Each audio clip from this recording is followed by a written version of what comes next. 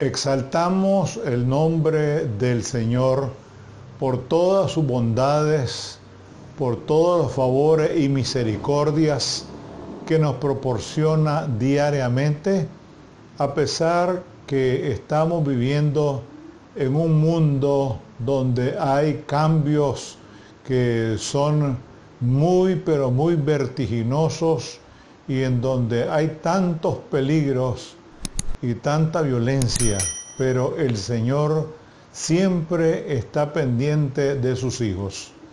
Gracias damos una vez más a cada uno de ustedes por estar pendientes de estas reflexiones que cada semana presentamos a través de las redes sociales. Para esta oportunidad queremos reflexionar alrededor siempre de el tema ¿para qué la iglesia? Desde luego que vamos a hacer otro enfoque, pero partiendo siempre de ese título y esa inquietud y esa controversia que en algunos casos se presenta entre algunas personas. ¿Para qué la iglesia? Y recordamos una vez más ese versículo que es tan especial de Hechos 1:8, y recibiréis poder cuando haya venido sobre vosotros el Espíritu Santo, y me seréis testigos en Jerusalén, en Judea, en Samaria y hasta lo último de la tierra. Entonces, aquí nosotros vemos, y lo vamos a leer también en esta otra versión, dije en la versión de Reina Valera 1960, y en este lenguaje actual, ese mismo versículo dice lo siguiente: pero quiero que sepan que el Espíritu Santo vendrá sobre ustedes y que recibirán poder para hablar de mí en Jerusalén, en todo el territorio de Judea y Samaria, y también en los lugares más lejanos del mundo. Aquí hay algo que es muy, pero muy significativo. Y recuerden, hermanos, hermanas, aquí en este versículo está el para qué de la iglesia. La vez pasada hicimos un enfoque alrededor de este tema, pero queremos profundizar más alrededor del mismo. Algunas personas, algunos hermanos suelen decir: Señor, dame poder, o danos poder. ¿Poder para qué? ¿Poder para qué? Si el poder no es para la misión, para nada sirve ese poder del Espíritu Santo. Por lo que dice la palabra, me seréis testigos en todas partes, hasta lo último de la tierra. Entonces de ahí partimos para la reflexión de esta ocasión. Pensemos en lo siguiente: la iglesia surge de una confesión de uno de los discípulos de Jesús. Cuando Jesús les preguntó a sus discípulos: ¿y quién dicen ustedes que soy yo? Entonces Pedro, de una manera muy directa, enérgica y clara, dijo: tú eres el Cristo, el Hijo del Dios viviente. Fíjense que ahí precisamente es el germen de la iglesia. Entonces viene Jesús y le dice: bienaventurado eres, Simón, hijo de Jonás, que no te lo reveló carne ni sangre, sino mi Padre que está en los cielos. Y yo te digo que tú eres Pedro, y sobre esta roca edificaré mi iglesia, es decir, la iglesia de Jesucristo, no la iglesia que se arrogan, que se asignan algunos líderes como que si esa iglesia que ellos dirigen es de su propio patrimonio. Y la iglesia, no nos olvidemos, es de Jesucristo. Edificaré mi iglesia. Y las puertas del Hades.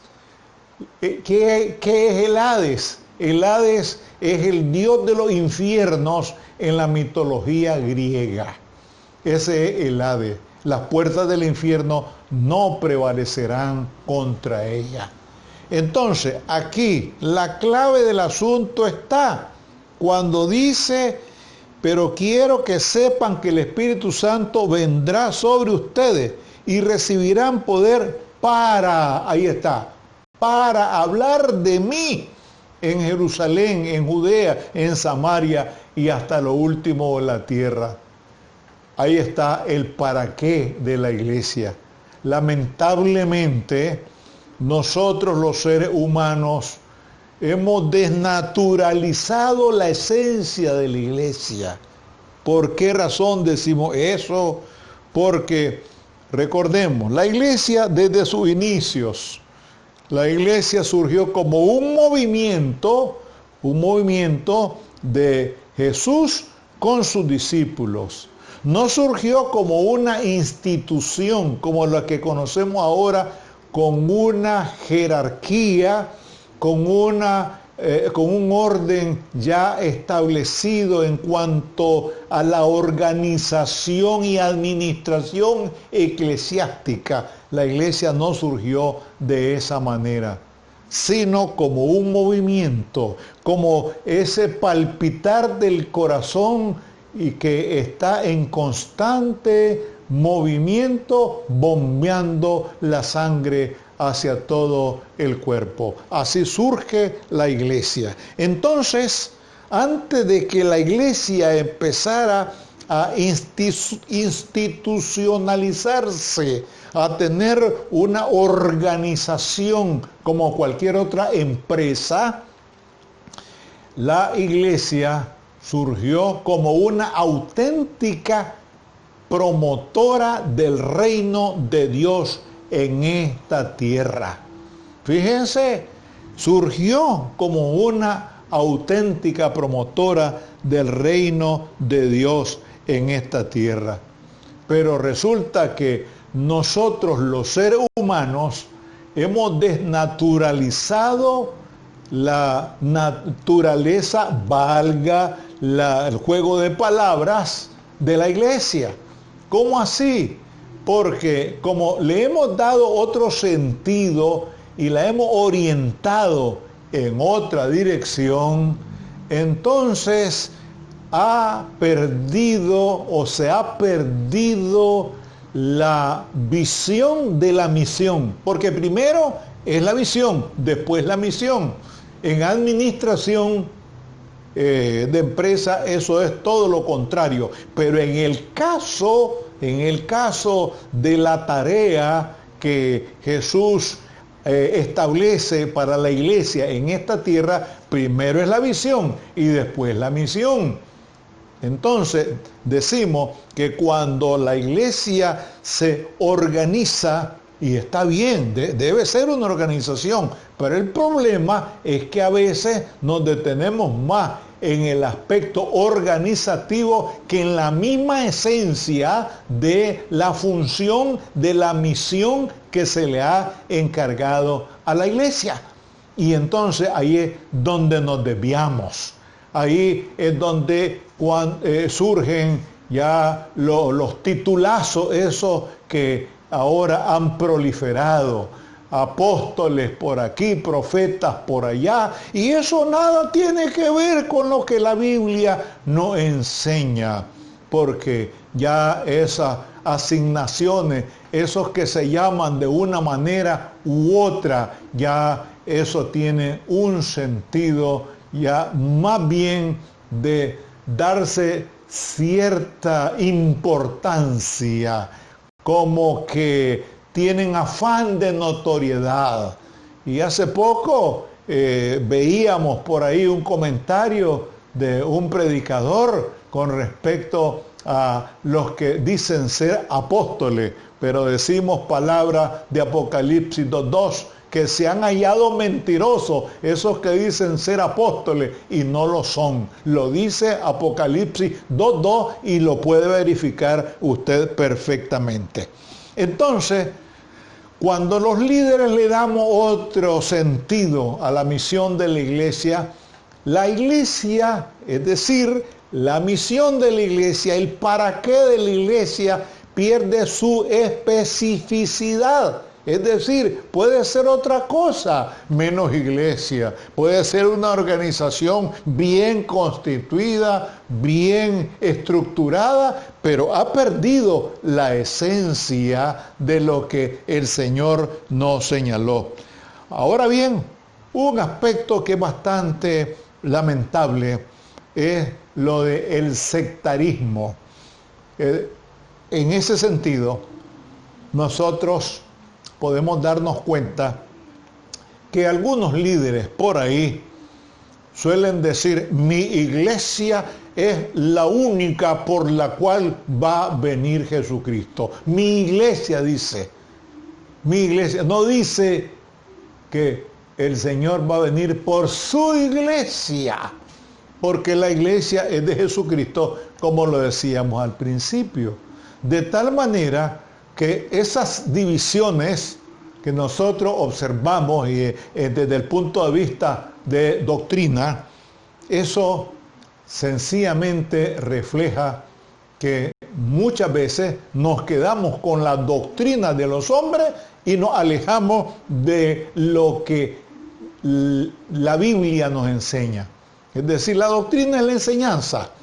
Es decir, se enseñan cosas que nada tienen que ver con lo que la Biblia nos enseña y con lo que está establecido ahí.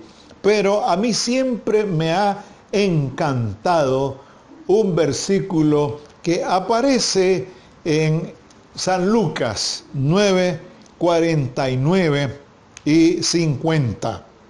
Dice lo siguiente, para que nos detengamos en este asunto. Los que están, dice, a favor de Jesús. Juan, uno de los 12 discípulos, le dijo a Jesús, fíjense, uno de los 12 discípulos le dijo a Jesús: Maestro, vimos a alguien que usaba tu nombre para echar demonios fuera de la gente, pero nosotros le dijimos que no lo hiciera, porque él no es parte de nuestro grupo. ¿Qué les parece? Él no es parte de nuestro grupo, pero andaban haciendo una tarea en el nombre de Jesús. Óigase bien, una tarea en el nombre de Jesús. Y Juan, pero muy sectario, dice: nosotros no le permitimos, se lo prohibimos, porque no es de nuestro grupo. ¿Qué les parece a ustedes, hermanos? Ahí está la respuesta, ahí está la respuesta. Porque los que no son contra nosotros, por nosotros son, dice la Biblia. Entonces, hay que tener mucho cuidado. Y hay otro ejemplo que para mí es extraordinario y muy significativo. Cuando Pedro, allá en los Hechos de los Apóstoles 10:34, dice así, de esta manera: en verdad, dice, comprendo que Dios no hace acepción de personas, sino que en toda nación se agrada del que le teme y hace justicia. Esa es la verdadera iglesia de Jesucristo. Esa es la verdadera iglesia de Jesucristo. Y uno dice: ¿y cuál es la verdadera iglesia? ¿Cuál es la primera iglesia? La que fundó Jesucristo. La que fundó Jesucristo. Y esa iglesia debe de responder a toda la exigencia que se plantean en las Sagradas Escrituras. Si es una iglesia que dice otra cosa y enseña cosas que no están en la Biblia, pues resulta que no responde a la iglesia que Jesucristo fundó. Eso es todo. Si queremos darnos cuenta cuál es la verdadera iglesia, vayamos a la Biblia. Y de esa manera vamos a darnos cuenta, vamos a estar muy claros de la iglesia que estableció Jesucristo. Y la primera iglesia fue constituida, decíamos la vez pasada, por 13 miembros, los 13 apóstoles. El primer apóstol, Jesucristo, que fue enviado por el Padre, y los 12 que fueron enviados por Jesús. Así es que esto no aclara lo que significa el para qué de la iglesia. Y la iglesia de Jesucristo, como hemos dicho y está aquí señalado, está llamada para seguir, continuar, promover, impulsar el reino de Dios en esta tierra. Gracias te damos, Señor, por tu iglesia. Gracias, Señor, porque tú estableciste este movimiento con el propósito de continuar con la tarea que tú nos has encargado a través de tu palabra. Te pedimos, Señor, siempre tu dirección para seguir lo que tú nos has enseñado y nos enseña en tu palabra, y danos sabiduría e inteligencia como iglesia para no desviarnos y hacer tu santa y divina voluntad.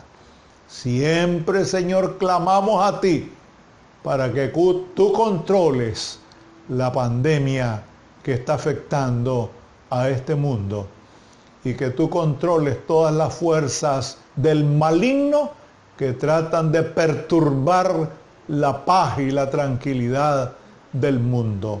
Señor, clamamos por los enfermos para que tú les des la sanidad, y por las personas que están tristes, están, Señor, muy atribuladas por la pérdida de algún familiar.